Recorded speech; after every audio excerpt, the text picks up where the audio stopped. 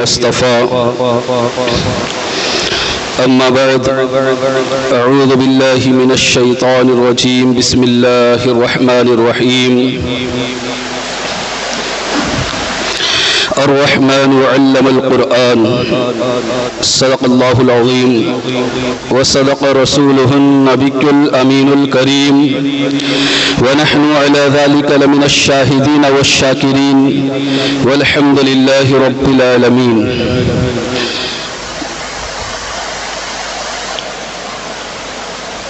برادران ملت اسلامیہ،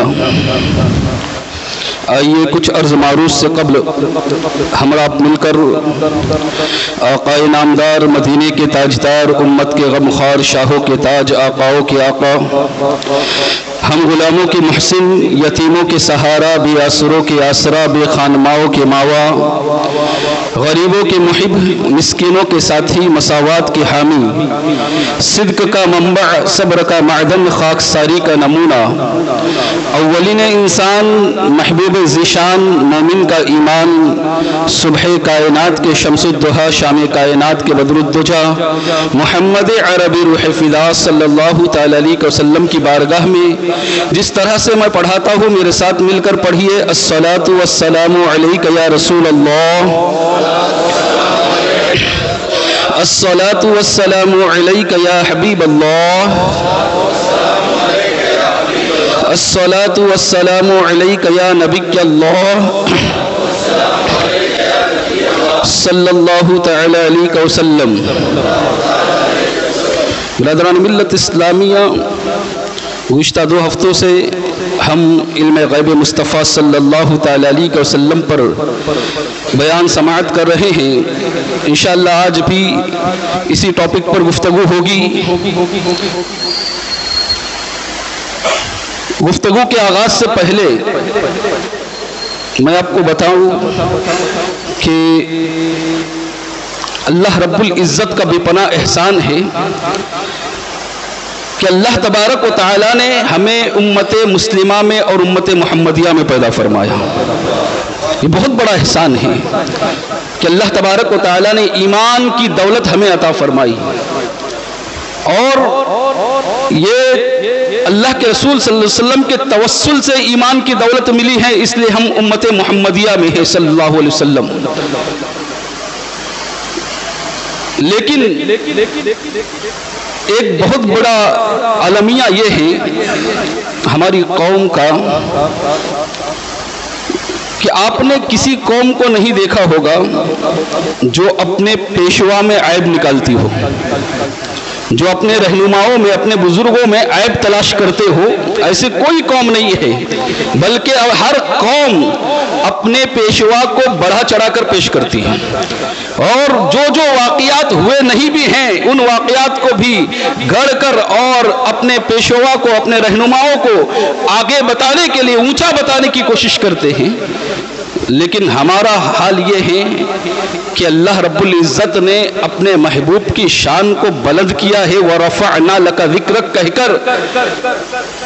لیکن کچھ لوگ ایسے ہیں جو اللہ کے رسول صلی اللہ علیہ وسلم کے اندر عیب تلاش کرتے ہیں، اللہ کے رسول صلی اللہ علیہ وسلم کی خامیاں ڈھونڈتے ہیں، اور کوشش یہ کرتے ہیں کہیں سے کوئی ایسی چیز مل جائے کہ بس ہم یہ کہہ دیں کہ حضور یہ نہیں جانتے تھے، حضور وہ نہیں جانتے تھے.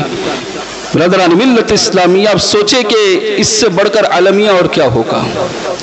یہ نفاق ہے دلوں کے اندر، یہ کدورت ہے دلوں کے اندر، جس کی بنیاد پر اللہ کے رسول صلی اللہ تعالی علیہ وسلم کے بجائے تعریف کرنے کے ہمارے اندر سے کچھ منافق ایسے ہیں جو ان کے اندر عیب تلاش کرتے ہیں.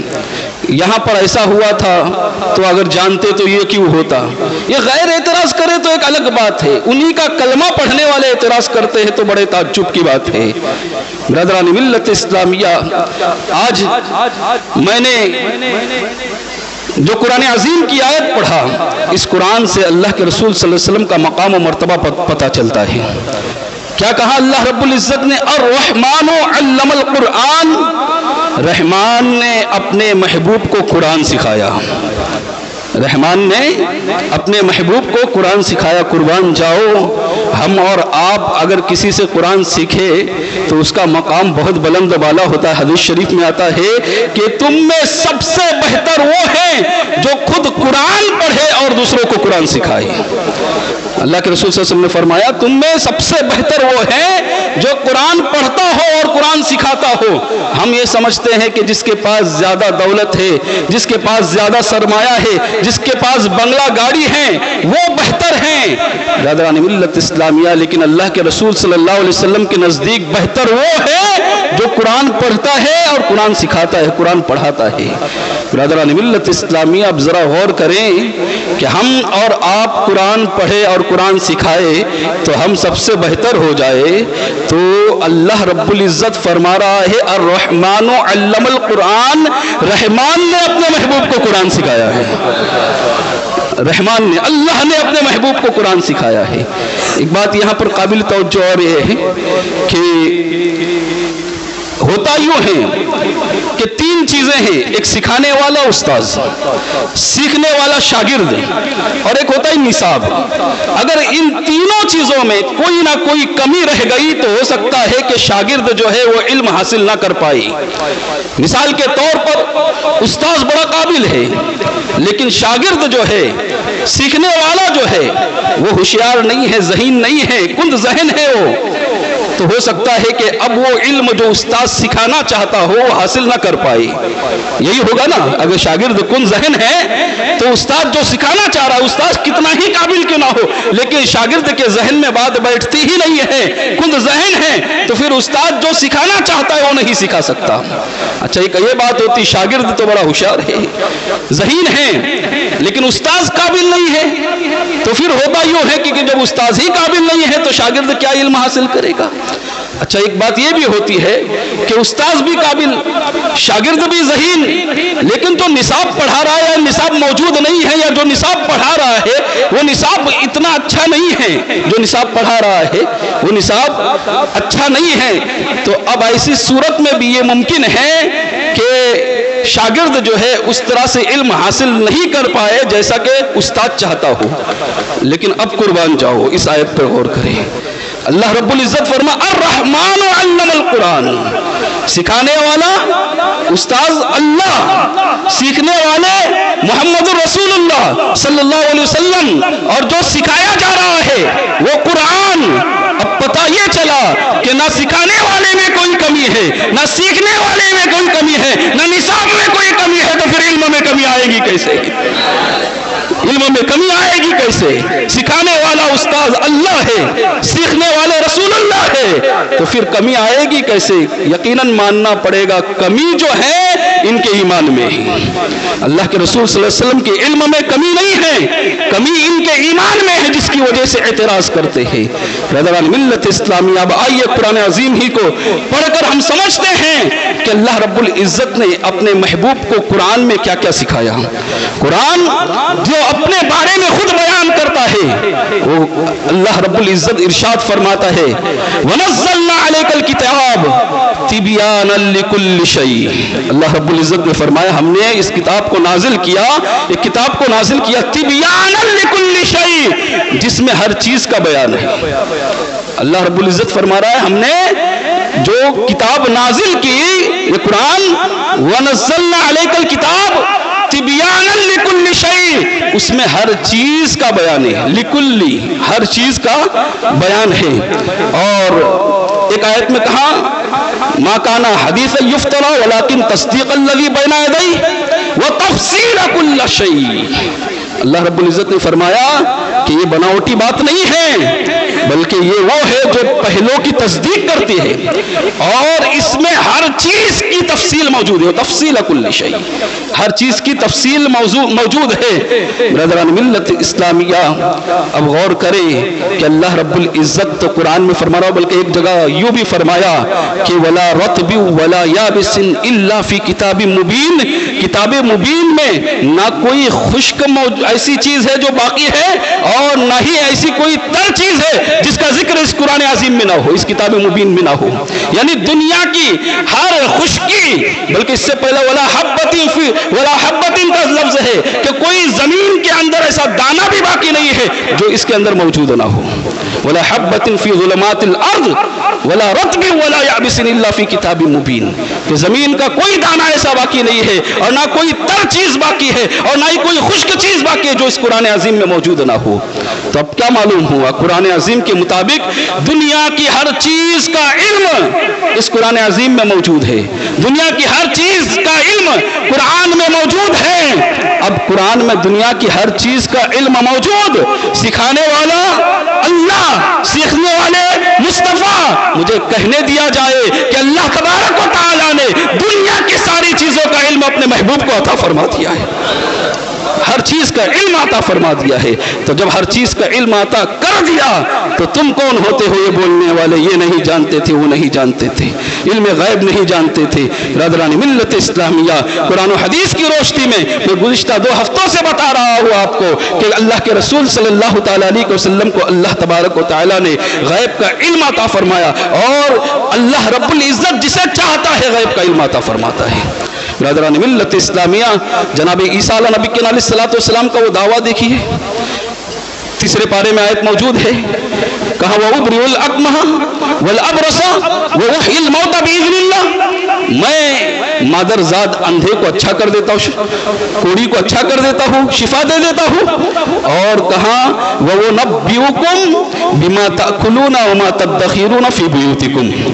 اللہ رب العزت فرما رہا ہے کہ جناب عیسیٰ نے دعویٰ کیا تھا اپنی قوم سے کہ وَأُنَبِّئُكُم، میں تمہیں خبر دوں گا، میں تمہیں بتا دوں گا. وَأُنَبِّئُكُم بِمَا تَأْكُلُونَ وَمَا تَدَّخِرُونَ فِي بُيُوتِكُم. تم اپنے گھروں میں کیا کھاتے ہو اور کیا کیا کرتے ہو.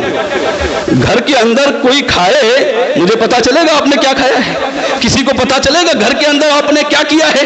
لیکن جناب عیسیٰ دعویٰ کر رہے ہیں کہ، اور قرآن کہہ رہا ہے کہ میں تمہیں بتا دوں گا تم اپنے گھروں میں کیا کیا کرتے ہو سب کچھ، اور کیا کیا کھاتے ہو سب کچھ بتا دوں گا. مجھے کہہ لینے دیا جائے کہ یہ غیب جب حضرت عیسیٰ کو اللہ نے عطا کیا ہے تو کیا ہمارے آقا کو عطا نہیں کیا ہوگا؟ اپنے محبوب کو عطا نہیں، جس کو قرآن ہی سکھا دیا اسے نہیں عطا کیا ہوگا؟ برادران ملت اسلامیہ، تاریخ کے اوراق شاہد ہے کہ اللہ کے رسول تاجدار مدینہ صلی اللہ علیہ وسلم نے جگہ جگہ پر اپنے غیب کا اظہار فرمایا ہے جو اللہ کی طرف سے انہیں ملا تھا. سواد بن قارب رضی اللہ تعالیٰ عنہ، ان کے ایمان لانے کا واقعہ بڑا پیارا ہے.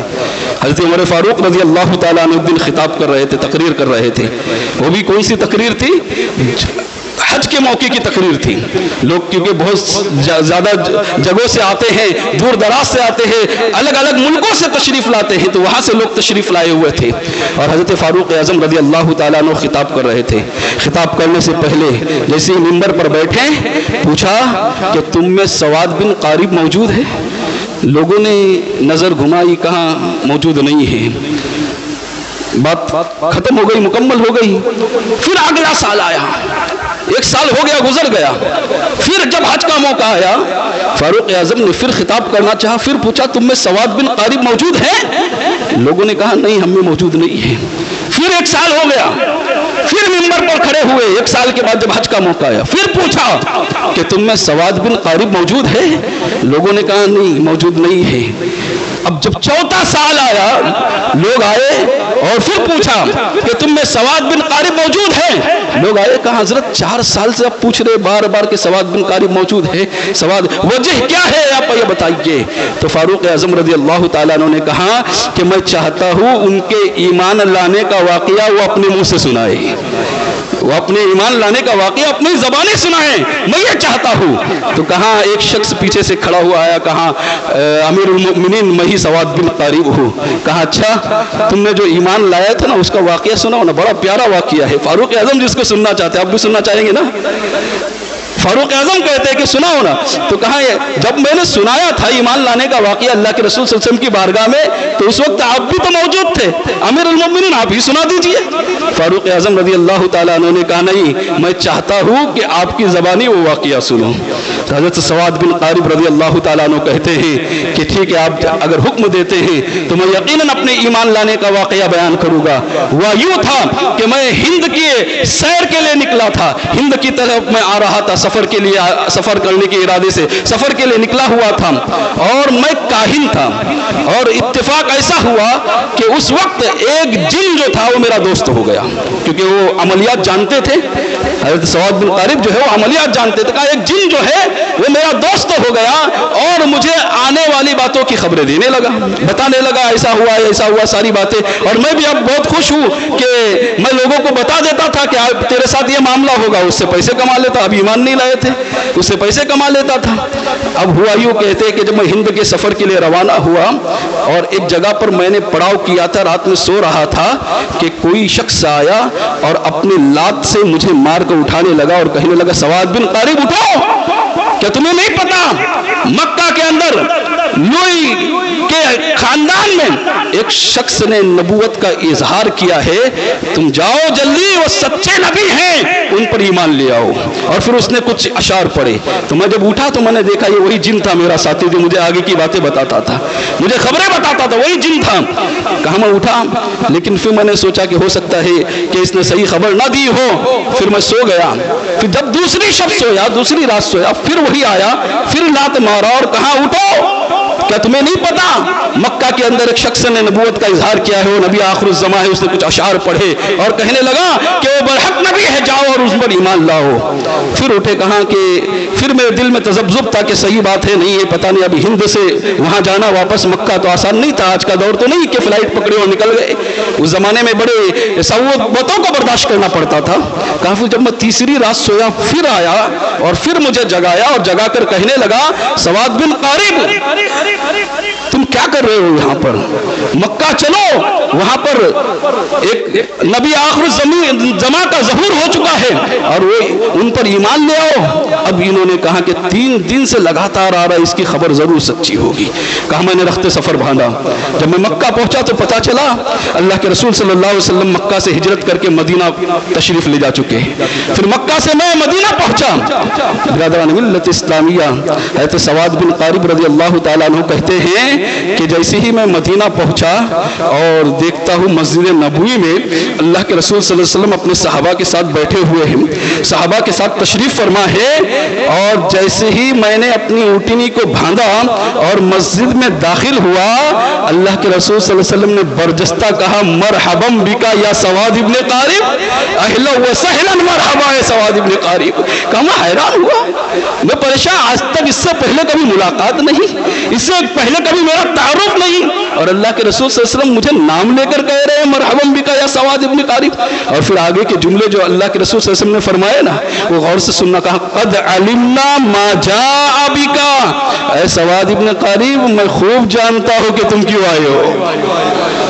کہا کہ اے سواد ابن قارب میں جانتا ہوں، قد علمنا ما جاء بکا، میں خوب جانتا ہوں کہ تم کیوں آئے ہیں، تمہارے آنے کی وجہ کیا ہے۔ اب حضرت سواد بن قارب رضی اللہ تعالیٰ عنہ نے کہا یا رسول اللہ صلی اللہ تعالیٰ علیہ وسلم اگر آپ جانتے ہیں تو بتا دیجئے، اگر آپ جانتے ہیں میرے آنے کی وجہ کیا ہے تو آپ بتا دیجئے کہ میں کیوں آیا ہوں۔ اللہ کے رسول صلی اللہ علیہ وسلم نے فرمایا جب سواد نکلے تھے نا، کیونکہ عرب کے لوگ جو نا شاعری بڑی کیا کرتے تھے، تو جب سواد بن قارب نکلے تھے نا سفر ہند سے مکہ کے لیے، تو انہوں نے کچھ اشعار اللہ کے رسول صلی اللہ علیہ وسلم کی شان میں لکھے تھے۔ تو ہوا یوں کہ میرے آقا علیہ الصلوۃ والسلام نے فرمایا اے سواد جب تم مکہ کے لیے روانہ ہوئے تھے میں تو بتا دوں گا کیوں آئے ہو، لیکن جو اشعار کہے تو پہلے وہ اشعار تو سنا دو۔ میرے آقا فرما رہے ہیں کہ جو اشعار تم نے کہے تھے وہ اشعار تو سنا دو۔ برادران ملت اسلامیہ، وہ اشعار کئی اشعار تھے جس میں سے ایک شعر جو آپ کو سنانا چاہتا ہوں، جس کے لیے میں نے واقعہ سنایا۔ یہ ساری باتیں تو غیب کی ہی باتیں تو تھی، ہند کی خبر تو رکھ رہے ہیں آقا علیہ الصلوۃ والسلام جو مدینے میں ہیں، مکہ میں ہیں، لیکن ہند کی خبر رکھ رہے ہیں۔ مجھے کہہ لینے دیا جائے کہ جب ہم جمعہ کی نماز کے بعد یہاں سے کھڑے ہو کر صلاۃ السلام آقا کی بارگاہ میں پیش کرتے ہیں تو اللہ کے رسول صلی اللہ علیہ وسلم ہمارے صلاۃ و سلام کو بھی ضرور سنتے ہیں. اعلیٰ حضرت فاضل بریلوی نے اسی لیے تو پکار کر کہا تھا کہ ہم یہاں سے پکارے وہاں وہ سنے, ہم یہاں سے پکارے وہاں وہ سنے, مصطفیٰ کی سماعت پہ لاکھوں سلام. برادران ملت اسلامیہ ہند کی خبریں دے رہے ہیں اللہ کے رسول صلی اللہ علیہ وسلم. یہ غیب نہیں تو کیا ہے؟ تو کہاں جب انہوں نے حضرت سواد بن قارب نے اشعار سنانا شروع کی, اس میں ایک شعر تھا, وہ شعر یہ تھا فَأَشْهَدُ أَنَّ اللَّهَ لَا رَبَّ غَيْرُهُ, کہا کہ میں گواہی دیتا ہوں کہ اللہ کے سوا کوئی اور معبود نہیں ہے. اور آگے کے جملے سننا, وہ کہتے ہیں وَأَنَّكَ مَعْمُونٌ عَلَى كُلِّ غَائِبٍ, اور اللہ نے آپ کو ہر غیب پر معمول کر دیا ہے. اللہ نے آپ کو ہر غیب پر معمول کر دیا. وَأَنَّكَ مَعْمُونٌ عَلَى كُلِّ غَائِبٍ, آپ کو ہر غائب پر جو ہے معمول کر دیا ہے. برادران ملت اسلامی, حضرت سواد بن قارب نے آقا کے سامنے یہ بات کہی اور آقا علیہ الصلوۃ والسلام نے اس سے انکار نہیں کیا. گویا اللہ کے رسول صلی اللہ علیہ وسلم خود بھی جانتے تھے اور صحابہ کا بھی یہی عقیدہ تھا کہ اللہ رب العزت نے اللہ کے رسول صلی اللہ علیہ وسلم کو غیب کا علم عطا فرمایا ہے. جیسے ہی یہ شعر اشعار پورے ہوئے نا, حدیث کے الفاظ ہے میرے آقا علیہ الصلوۃ والسلام فضحک رسول اللہ صلی اللہ علیہ وسلم, میرے آقا مسکرا دیے. اللہ کے رسول حتی بدأت نواجذہ, میرے آقا علیہ الصلوۃ والسلام مسکراتے تھے نا, آپ کا مسکرانا بھی کیا مسکرانا ہے. واہ, میرے آقا جب بھی مسکراتے تھے تو زیادہ مسکرانا نہیں ہوتا تھا, لیکن اس مرتبہ کا مسکرانا کوئی عام نہیں تھا. حدیث میں ہے حتی بدأت نواجذہ, نواجذ کہتے داڑھ کو اتنا مسکرائے اللہ کے رسول صلی اللہ علیہ وسلم کہ آپ کی داڑھیں مبارک نظر آنے لگ گئی, اتنا مسکرائے اللہ کے رسول. پھر فرمایا کہ اے سواد تم کامیاب ہو گئے. کہاں اے سواد تم کامیاب ہو, کس بات پر کہا؟ غیب کا اللہ کے رسول صلی اللہ علیہ وسلم کا اقرار کیا تھا, اس بات پر حضرت سواد کے اللہ کے رسول تاجدار مدینہ صلی اللہ علیہ وسلم نے فرمایا کہ اے سواد تم کامیاب ہو گئے. غیب پر ایمان لانا یہی اصل ایمان ہے. الذین یؤمنون بالغیب, قرآن کہتا ہے وہ لوگ جو غیب پر ایمان لاتے ہیں. یہ غیب کیا ہے آپ کو پتا ہے؟ آپ نے جنت کو دیکھا ہے, آپ نے جہنم کو دیکھا ہے, آپ نے قبر کی عذاب کو دیکھا ہے, آپ نے فرشتوں کو دیکھا ہے, کہ آپ نے میدان محشر کی ہولناکیوں کو دیکھا ہے, آپ نے آخرت کے کن معاملات کو دیکھا ہے؟ آپ کہے گے کہ ہم نے کسی معاملات کو نہیں دیکھا, نہ ہم نے جنت کو دیکھا, نہ ہم نے دوزخ کو دیکھا, نہ ہم نے پل صراط کو دیکھا, اور نہ ہی ہم نے میدان محشر کو دیکھا, نہ ہی ہم نے فرشتوں کو دیکھا, نہ ہی ہم نے قبر کے عذاب کو دیکھا. اور سب سے بڑی بات تو یہ کہ ہم نے اللہ کو بھی نہیں دیکھا. یہ سب کس کے بتانے پر ہم مان رہے ہیں؟ ماننا پڑے گا کہ ہم نے تو نہیں دیکھا, لیکن ایک دیکھنے والے کا کہا مان لیا ہے, اس طرح تجھے ہم نے خدا مان لیا ہے. برادران ملت اسلامیہ, مجھے کہہ لینے دیا جائے کہ جب نگاہ مصطفیٰ سے اللہ رب العزت بھی نہ چھپ سکا تو دنیا کی کون سی چیز ایسی ہے جو چھپ سکتی ہے؟ اسی لیے تو اعلیٰ حضرت فاضل بریلوی پکار کر کہتے ہیں اور کوئی غیب کیا تم سے میاں ہو بھلا, اور کوئی غیب کیا تم سے میاں ہو بھلا. اور جب نہ خدا ہی چھپا تم پہ کروڑوں درود, جب نہ خدا ہی چھپا تم پہ کروڑوں درود. وما علینا الا البلاغ. السلام علیکم ورحمۃ اللہ وبرکاتہ.